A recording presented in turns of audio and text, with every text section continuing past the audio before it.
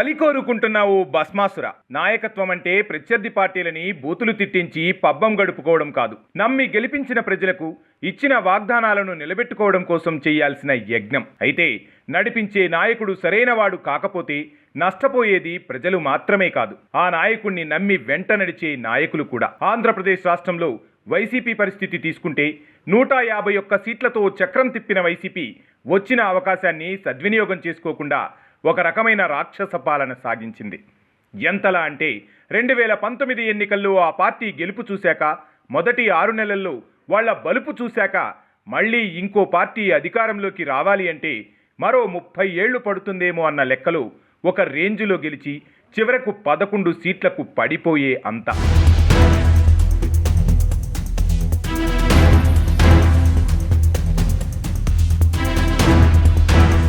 ఇదిలా ఉంటే చేసిన పాపాలు, తప్పులు, కర్మలు ఊరికే పోతాయా? లేదు కదా. ఇప్పుడు వైసీపీ పార్టీలో నాయకుల పరిస్థితి కూడా అచ్చం అలానే కనిపిస్తోంది. అధికారం మారి తెలుగుదేశం పార్టీ ఇప్పుడు పాలన మొదలుపెట్టడంతో గతంలో మొరిగిన కుక్కలకు ట్రీట్మెంట్ మొదలుపెట్టింది. అమ్మ, అక్క, చెల్లి, తల్లి అని తేడా లేకుండా విచ్చలవిడిగా వాగిన వాళ్ల నోళ్లకు తాళాలు వేస్తుంది ఈ డబుల్ ఇంజన్ సర్కార్.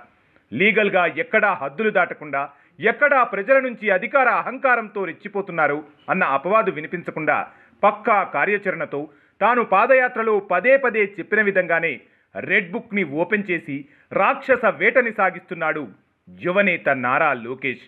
సినిమా భాషలో చెప్పాలి అంటే పోతారు, అందరూ పోతారు, తప్పు చేసిన ప్రతి ఒక్కడూ పైకి పోతారు అన్నట్లుగా మొదటగా వల్లభనేని వంశీకి వేటుపడగా బోరుగడ్డకి గడ్డి పెట్టారు.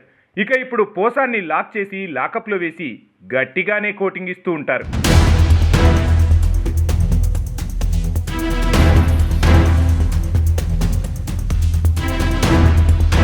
ఇక మిగిలిన వాళ్ళు ఇప్పుడు కలుగులో దాక్కునే ఎలకల్లా ఎక్కడికక్కడ బిక్కుబిక్కుమంటూ కాలం వెల్లదీస్తున్నారు. తెలుగుదేశం పార్టీ వర్గాల నుంచి వినిపిస్తున్న వాదన ప్రకారం ఇప్పుడు ఈ లిస్టులో ఇంకా చాలా మందే ఉన్నారు అంటున్నారు. కొందరైతే ఏకంగా తమ సోషల్ మీడియా వాల్స్పై ఆ లిస్టు పేర్లు కూడా స్పష్టంగా రాస్తూ లోకేష్ని ట్యాగ్ చేయడం విశేషం. మరో పక్క కాస్త పచ్చిగా మాట్లాడుకుంటే అసలు వీళ్లకు ఈ దుస్థితి పరిస్థితి రావడానికి అసలు కారణం మాత్రం జగన్మోహన్ రెడ్డి అని ఒప్పుకోక తప్పదు.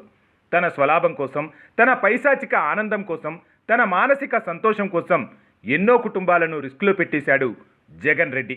మరి ఈ క్రమంలో ఒక్కడి ఆనందం కోసం ఇంతమందిని ముంచేవాణ్ణి ఇంకా తమ నాయకుడిగా కొలుస్తున్న వారికి సంతాపం తెలపడం తప్ప మనం ఏమీ చేయలేం. కాకపోతే ఒక్కటి మాత్రం స్పష్టం, లెక్క చాలానే ఉంది. ఒక్కొక్కరిని లోపల వేసి బొక్కలిరగదీసి భోగి పండగ చేసే కార్యక్రమం జీవనది గోదావరిలా రానున్న రోజుల్లో సాగుతూనే ఉంటుంది. మరి ఈ వేటలో ఎంతమంది బతికి బట్ట కడతారు, ఎంతమంది కాపాడమని కనికరించమని బ్రతిమిలాడుకుంటూ బతుకు నీడుస్తారు చూడాలి.